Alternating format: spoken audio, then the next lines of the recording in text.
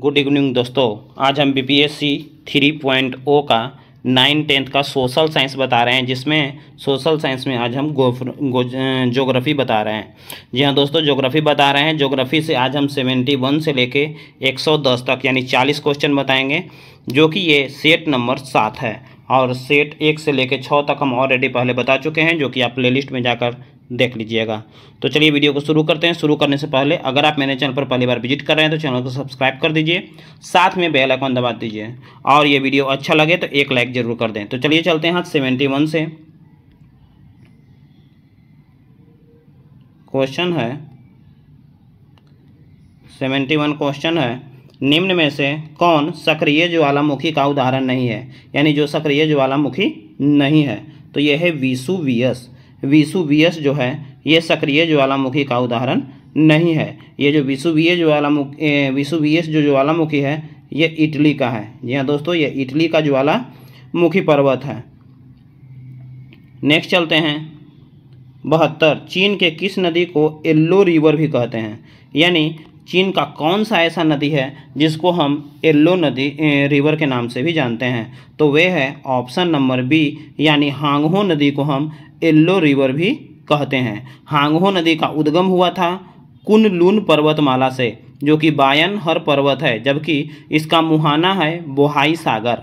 एक चीज़ और जान लीजिए, हांगहो नदी अपने कटाव और बाढ़ के लिए प्रसिद्ध है, तथा इसे यानी इसी के कारण, कटाव और बाढ़ के कारण ही चीन का शोक कहा जाता है। यानी चीन का शोक हांगहो नदी, जिसको दूसरा नाम है येलो रिवर। हांगहो नदी पीले रंग का लोयम मैदान से प्रभावित होता है। नेक्स्ट चलते हैं 73 है, निम्न में से कौन झील रूस में है, यानी इनमें से कौन सा ऐसा झील है जो कि रूस में है, जो कि ये है बैकाल झील। तो बैकाल झील रूस में है, और बैकाल झील विश्व की सबसे गहरी झील के नाम से जाना जाता है। और इसका उद्गम जो है, इससे लीना और अंगरा नदियों का उद्गम बैकाल झील है, यानी दो नदी इससे निकला हुआ है, लीना नदी और अंगरा नदी। उसके बाद एक चीज़ और जान लीजिए कि वान झील तुर्की में स्थित है। नेक्स्ट चलते हैं अब 74। बराक नदी का उद्गम निम्न में से कहाँ स्थित है। तो ऑप्शन नंबर ए है मणिपुर पहाड़ी से, यानी बराक नदी का उद्गम स्थल मणिपुर पहाड़ी क्षेत्र है। और बराक नदी भारत के मणिपुर, मिजोरम और असम में, ये 3 राज्यों में बराक नदी बहती है। नेक्स्ट है 75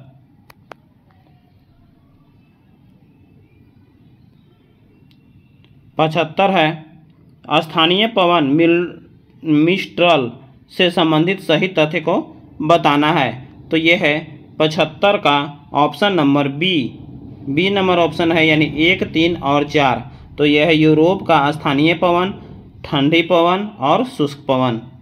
नेक्स्ट है 76। निम्न में से कौन अवसादी चट्टान का उदाहरण है। तो इसका आंसर है ऑप्शन नंबर ई, इनमें से कोई नहीं, यानी इनमें से कोई भी चट्टान जो है वो अवसादी चट्टान का उदाहरण नहीं है। अवसादी चट्टान का उदाहरण आप नीचे एगो कमेंट करके बताइएगा कि क्या होगा। नेक्स्ट चलते हैं 77। स्ट्राम्बोली ज्वालामुखी कहाँ स्थित है। तो स्ट्राम्बोली ज्वालामुखी है इटली में स्थित। नेक्स्ट है 78। निम्न में से कौन उपग्रह बृहस्पति का ग्रह है, यानी कौन उपग्रह जो है बृहस्पति ग्रह का है, यानी इनमें से कौन सा जो है। तो इसका आंसर है डी का ऑप्शन नंबर डी, यह है गैनीमेड, यूरोपा और कैलिस्टो। ये तीनों जो है उपग्रह सौरमंडल का सबसे बड़े ग्रह बृहस्पति का उपग्रह है। एक और उपग्रह है जिसको हम बोलते हैं लो, यानी उसको ब्रैकेट में हम बोल सकते हैं, यानी दूसरा नाम बोल सकते हैं आयो। नेक्स्ट है 79 है, सौरमंडल के किस ग्रह की परिक्रमा की अवधि सबसे कम है। तो जान जाइए, सबसे जो नज़दीक होगा उसका सबसे परिक्रमा की गति कम होगा। तो सबसे नज़दीक है बुध, तो इसी चलते इसका सबसे परिक्रमण काल सबसे कम है। बुध का परिक्रमण काल है मात्र 88 दिन। ये 88 दिन में ही ये परिक्रमा कर लेता है। सॉरी, बुध का अपने पे परिक्रमण काल है 88 दिन, और पृथ्वी का परिक्रमण काल है 365 दिन। जी हाँ दोस्तों, परिक्रमण काल 365 दिन 5 घंटा और 48 मिनट 46 सेकेंड है पृथ्वी का, लेकिन बुध का परिक्रमण काल है कितना है तो उसका परिक्रमण अवधि है मात्र 88 दिन। चलिए, निम्न में से पुस्तक स्टीफन हॉकिंस की है, तो यह है ऑप्शन नंबर डी। ये तीनों पुस्तक जो है स्टीफन हॉकिंस की है। A brief history of time, a theory of everything, the world as I see it.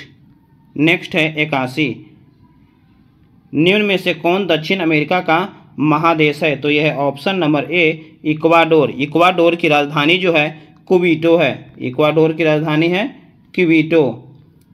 और एक चीज़ और जान जाइए, बोत्सवाना जो है अफ्रीका महादेश का देश कहा जाता है, बोत्सवाना। नेक्स्ट है 82। 82 है उत्तर अमेरिका महादेश से संबंधित सही तथ्य को बताना है कि इनमें से कौन सा सही तथ्य है, तो ये सभी है सही। यह पूरी तरह से उत्तरी गोलार्ध में स्थित है, जो कि उत्तरी अमेरिका है। यह पूरी तरह से पश्चिमी गोलार्ध में स्थित है और ये तीनों महासागरों के बीच घिरा हुआ है। ये तीनों का तीनों सही है। नेक्स्ट चलते हैं 83। 83 है बोरिंग जल संधि यानी जल मरुमध्य किससे संबंधित है, तो 83 का भी ऑप्शन नंबर डी है। एक से अधिक अलास्का और रूस के बीच, प्रशांत महासागर और अटलांटिक महासागर के बीच, और कनाडा एवं इंग्लैंड के बीच। नेक्स्ट है 88, निम्नलिखित में से कौन सुमेलित 84 निम्नलिखित में से कौन सुमेलित नहीं है, तो इसका आंसर है ऑप्शन नंबर डी, यानी इनमें से एक से अधिक जो है वो सुमेलित नहीं है, यानी बी और सी कौन कौन है, अपलेशियन यूरोपीय पर्वत और डेक्रेन्स पर्वत, और ये जो है ये सुमेलित है यानी रॉकी पर्वत अमेरिका में पाया जाता है, इसलिए इसका आंसर दिया हुआ है डी नंबर। नेक्स्ट चलते हैं 85। 85 है क्षेत्रफल के दृष्टि से आरोही क्रम में 4 महादेशों का क्रम बताना है, तो यह है option number A Asia, Africa, उत्तरी अमेरिका, दक्षिणी अमेरिका। नेक्स्ट है 86, यूराल पर्वत एशिया के किस ओर है, यानी यूराल पर्वत एशिया महादेश के किस तरफ में है, तो यह है ऑप्शन नंबर ए। यह है ऑप्शन नंबर ए उत्तर पश्चिम में है। नेक्स्ट चलते हैं 87, विषुवत रेखा दक्षिण अमेरिका महादेश के निम्न में से किस देश से गुजरती है, तो यह गुजरती है ऑप्शन नंबर डी। इसका आंसर है एक से अधिक देशों से ये गुजरता है। ये इक्वाडोर, कोलंबिया और ब्राज़ील तीनों से होकर गुजरता है। 88 निम्न में से किसकी सीमा ईरान से नहीं मिलती है, तो यह है ए नंबर उज्बेकिस्तान की। 89, एटलस पर्वत किस महादेश में है, तो एटलस पर्वत already option number A Africa में है। नेक्स्ट है 90, निम्न में से कौन गंगा दाएं की ओर मिलने वाली सहायक नदी है, तो यह है ऑप्शन नंबर डी सोन, यमुना, महानंदा। नेक्स्ट है 91, हुगली की सबसे बड़ी सहायक नदी निम्न में से कौन है, तो यह है ऑप्शन ए दामोदर नदी। दामोदर नदी सबसे बड़ी सहायक नदी है और ये हुगली के दाएं तट पर सहायक नदी है दामोदर नदी। और दामोदर नदी को एक चीज़ और कहा जाता है, बंगाल का शोक भी कहा जाता है। नेक्स्ट है 92, लद्दाख केंद्र शासित प्रदेश की सीमा भारत के कितने राज्यों से लगी है, तो ये लगी है मात्र एक राज्यों से लगा हुआ है। नेक्स्ट है 93 नंबर है, निम्न में से कौन सा जलधारा दक्षिणी अटलांटिक महासागर की जलधारा है, तो 93 का है डी, यानी इसका आंसर है एक से ज़्यादा। ब्राज़ील जलधारा, फॉकलैंड जलधारा और वेनेजुएला जलधारा तीनों जो है ये अटलांटिक महासागर की जलधारा है। नेक्स्ट है 94, आम्र वर्षा किस राज्य से संबंधित है, तो आम्र वर्षा है ये ऑप्शन नंबर ए केरल और कर्नाटक से संबंधित है, जो कि ग्रीष्म ऋतु खत्म होते ही पहले मानसून की बौछार में ये पड़ता है आम्र वर्षा। नेक्स्ट है 95 है सेओराय पहाड़ी भारत के किस राज्य में स्थित है, तो यह है ऑप्शन नंबर सी तमिलनाडु में स्थित है। नेक्स्ट है 96 है उत्कल तट निम्न में से किस राज्य में से संबंधित है, यानी उत्कल तट किस राज्य से संबंधित है, तो यह है ऑप्शन नंबर सी ओडिशा से संबंधित है। 97 निम्न में से कौन नदी अलकनंदा के बाईं ओर बहती है? तो अलकनंदा के बाईं ओर उपयुक्त में से सभी नदी बहती है, धौलागंगा, नंदाकिनी और पिंडार। नेक्स्ट है 98 गुरु शिखर निम्न में से किस पर्वत पठार का सर्वोच्च शिखर है? तो ये 98 का होगा सी, अरावली पर्वत। गुरु शिखर अरावली पर्वत के अबू पहाड़ी पर स्थित है। गुरु शिखर की ऊंचाई है 1722 मीटर। नेक्स्ट है 99 है भारतीय भूवैज्ञानिक सर्वेक्षण का मुख्यालय कहाँ है? तो इसका आंसर है ऑप्शन नंबर ई, इनमें से कोई नहीं। उनका मुख्यालय जो है वो है कोलकाता। जी हाँ दोस्तों, इसका मुख्यालय है कोलकाता। नेक्स्ट चलते हैं 100 मलनाड क्षेत्र कहाँ स्थित है? तो मलनाड क्षेत्र जो है ऑप्शन नंबर ए, कर्नाटक में स्थित है। नेक्स्ट है 101 हरौती का पठार कहाँ स्थित है? ये हरौती का पठार जो है ऑप्शन नंबर सी, राजस्थान में स्थित है। नेक्स्ट है 102 है भारत में कोयला उत्पादक क्षेत्र निम्न में से कहाँ है? तो ये एक से अधिक हो जाएगा, यानी इनमें से कौन कौन सा क्षेत्र है? दामोदर घाटी, सोन घाटी, नदी घाटी, महानदी घाटी और गोदावरी घाटी सभी होगा। 103 राजस्थान का जावर क्षेत्र मुख्य रूप से निम्न में से किस खनिज के लिए जाना जाता है? तो जावर क्षेत्र जो है किस खनिज के लिए जाना जाएगा?